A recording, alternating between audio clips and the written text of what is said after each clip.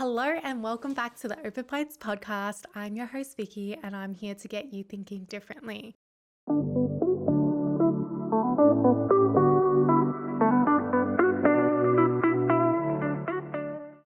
We are back with another solo episode, and today I wanted to chat about something that I've been feeling over the last few months, and that is the feeling of stagnant. So around June, July this year, I was feeling really stagnant in my life and in my career. I felt like I wasn't really moving forward. I felt like everything was becoming really repetitive. So I would go to work, I would sleep, go to the same restaurants, order the same food, see the same people, and everything was starting to get kind of boring. And on top of that, I wasn't really feeling interested in doing anything at all. And I want to start off by saying that I struggle with depression and anxiety. I have for a really long time, for most of my life, and these bouts kind of come and go. And one of the symptoms of depression is apathy. If you don't know what apathy means, apathy is defined as lack of interest, enthusiasm, or concern. So you don't really care about anything.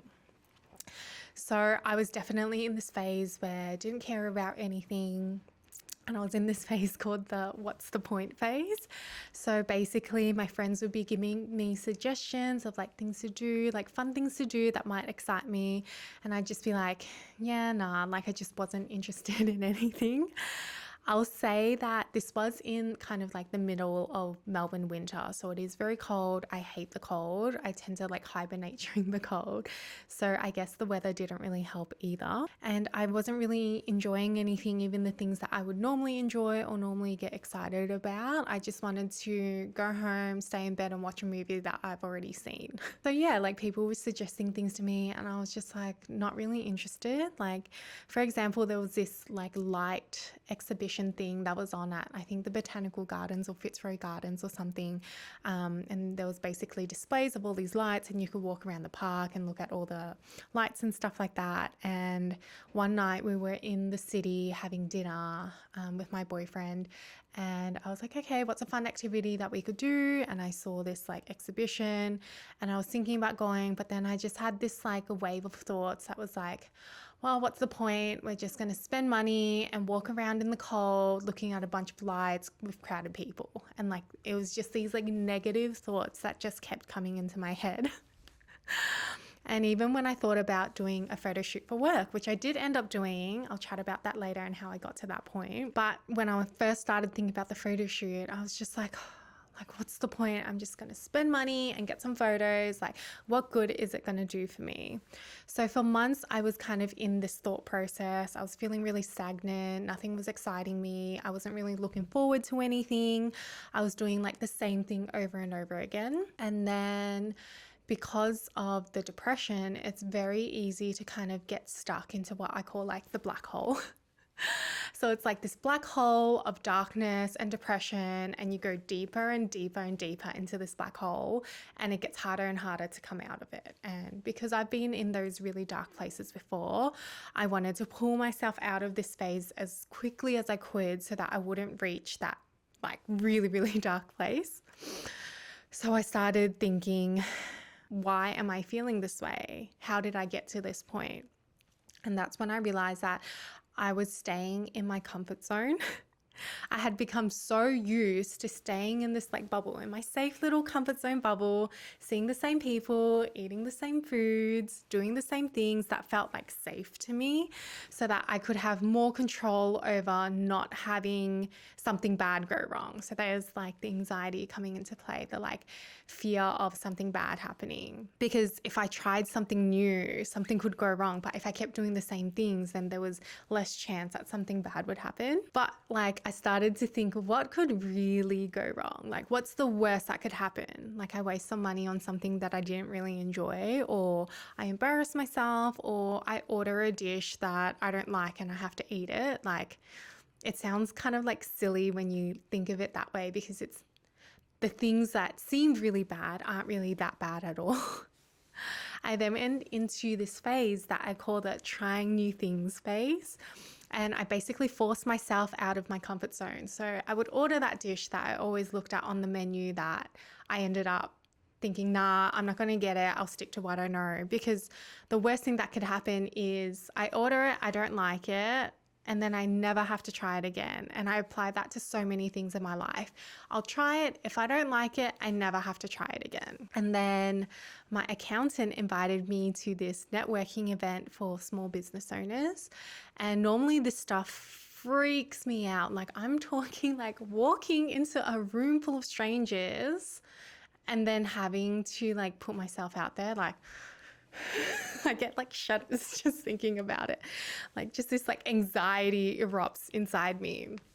But I decided to give it a go, because what's the worst thing that could happen? I leave, I hated it, I never have to do it again. Maybe I get shy, but what are all the good things that could happen? I don't know unless I try it, right? So mind you, I had never met my accountant in person before. I didn't know what he looked like. We'd spoken over the phone, text, email, stuff like that, but we'd never actually met. I think these days you can do a lot with your accountant without having to meet in person. Like, everything's done online anyway. So I was basically walking into this room full of strangers, and the morning of the event, I was already thinking, like, what can I say to bail out of this? Like, is he going to be mad at me if I bail? And then I was like, no, just do it. It's a couple of hours out of your day, out of the month, out of your whole life. If you hate it, then you never have to do it again, right? And I absolutely loved the event.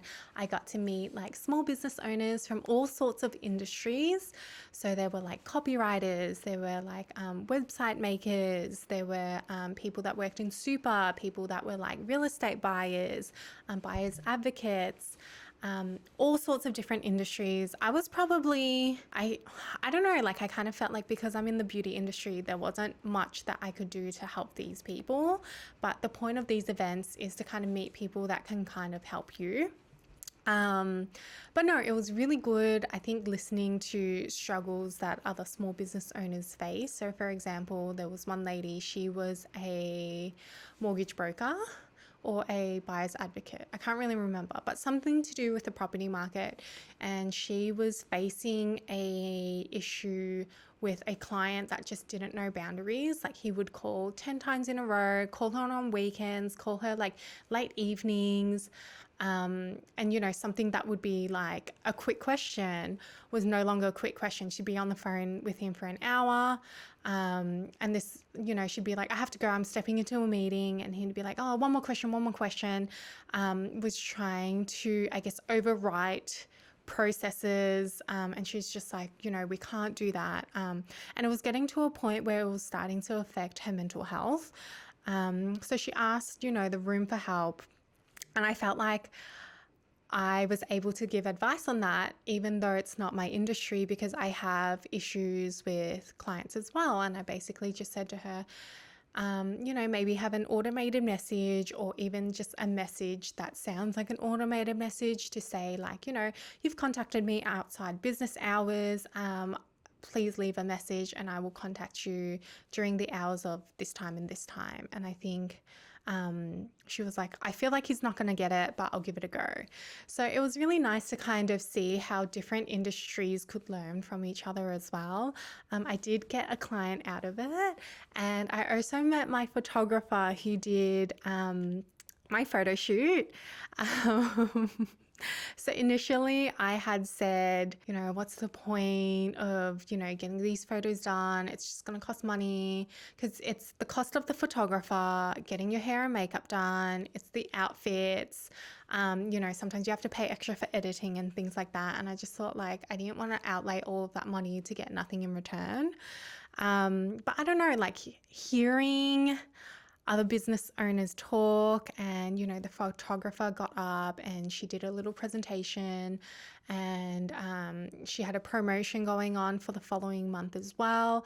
So she does headshots as a special every month. So she hires out a studio, so then you don't have to go and hire out the studio, and you just basically book a slot in the day, and she does like headshots at a promotional price. So I talked to her about what I wanted to do. I said, hey, my 5-year anniversary is coming up. I want to take some cool photos for it.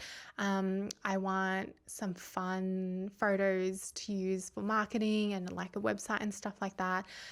So I felt like she really helped me bring my vision to life. A reason that I didn't want to do a photo shoot, this might sound a bit mean, but I'm not trying to be mean.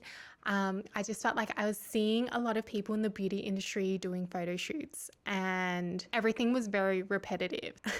It was wearing a blazer, crossing your arms, wearing a blazer, holding like a tool, whether that's like a nail file or I don't know, like a pen or like a tattooing pen or something like that, or makeup brushes.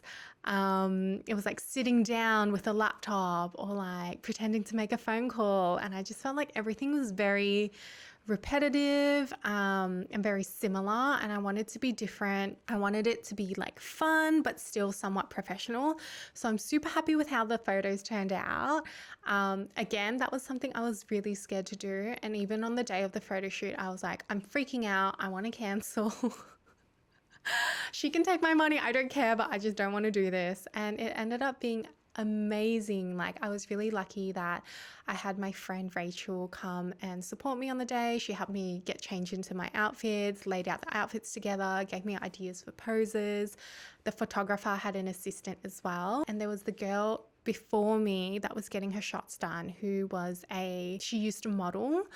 So she was great. She stayed back and was giving me pointers. And it was just like a really fun day with like 4 women supporting me.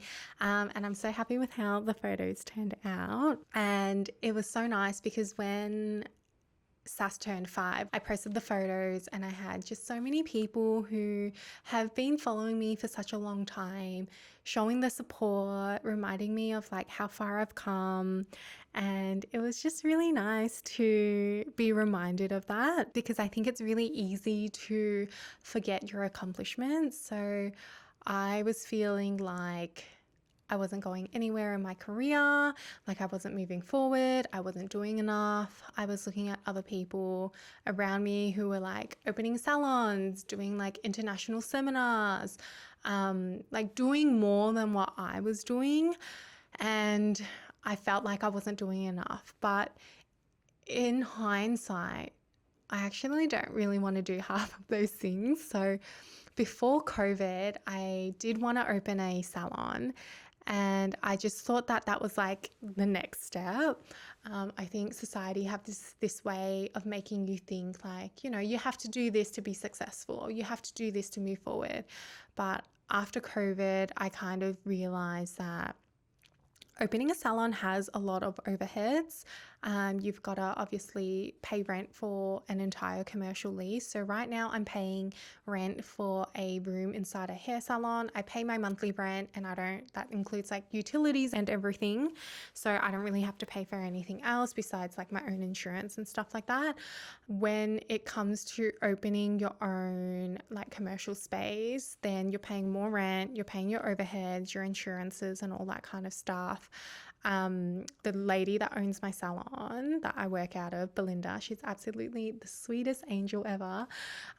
So she was telling me that if you take the building and flip it upside down, whatever falls out, that's your responsibility.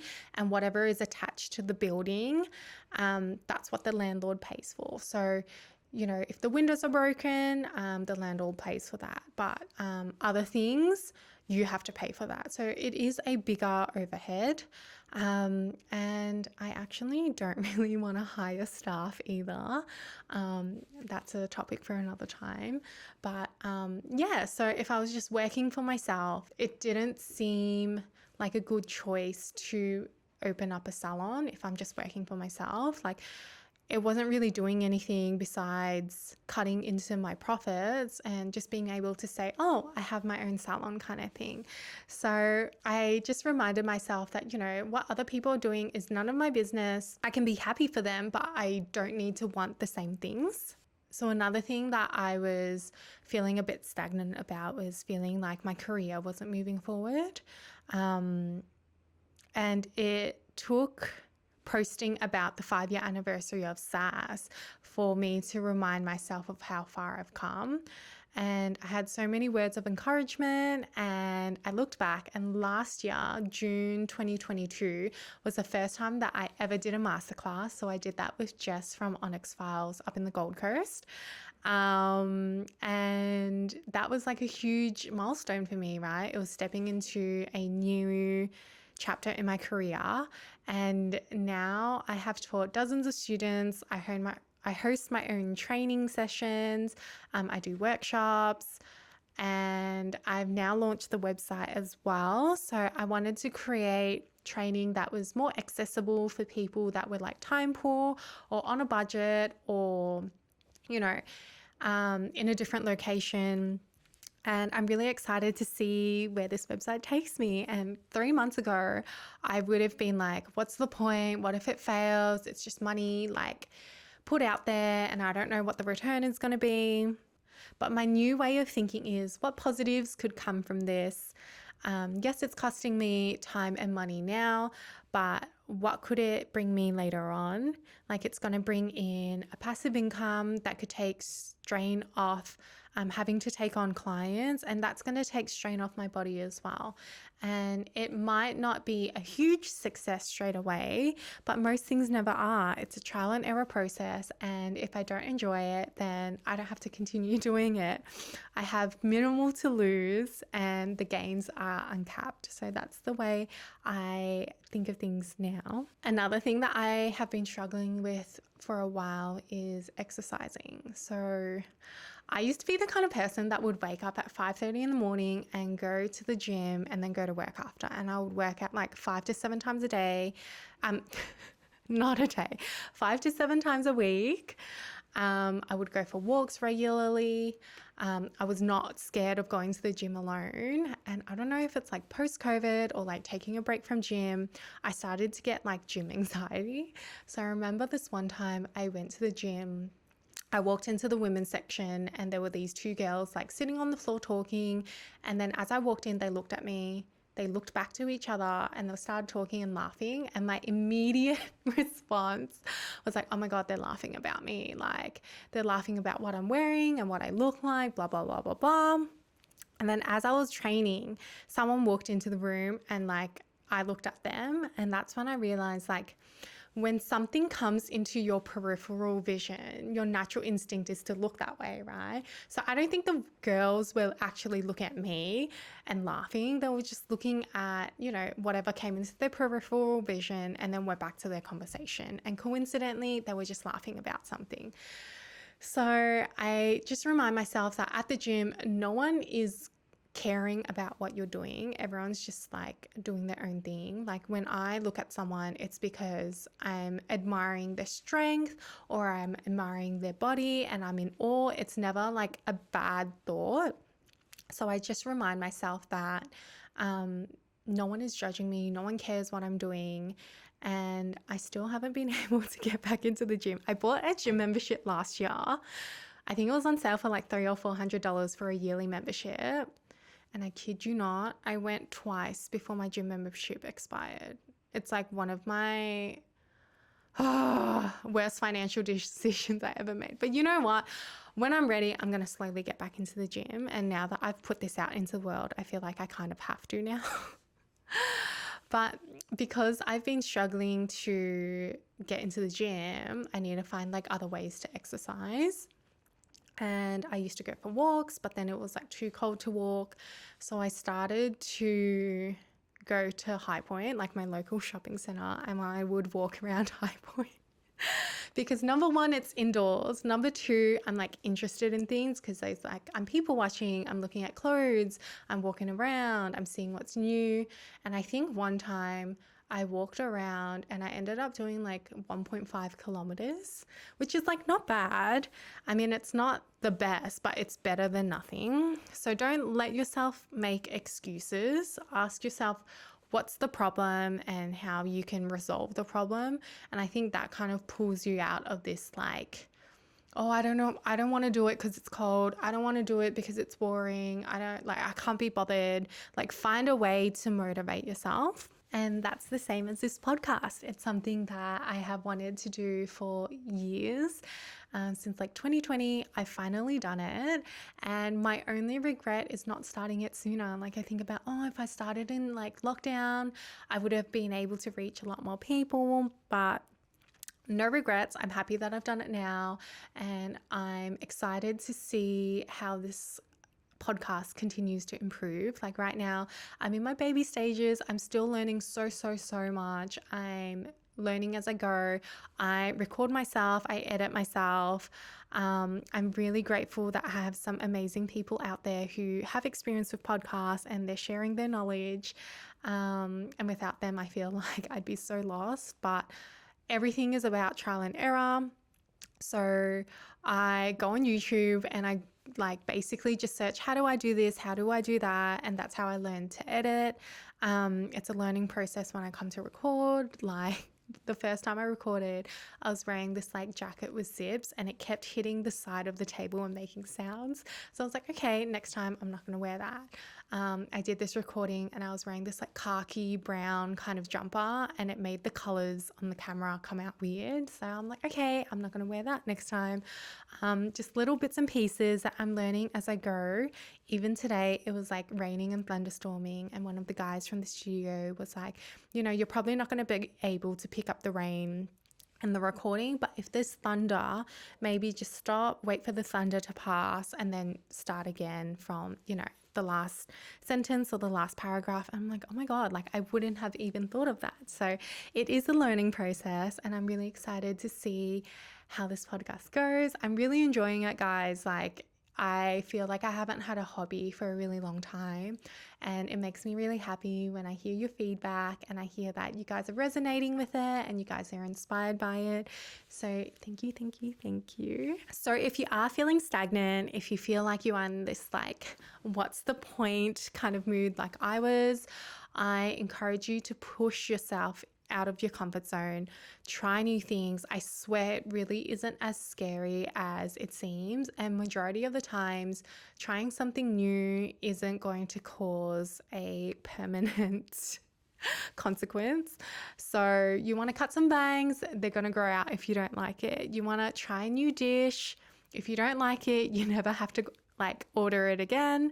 If you're unhappy in your job, go find a new one. If you aren't happy in that job, find another one. Like there's always ways around things.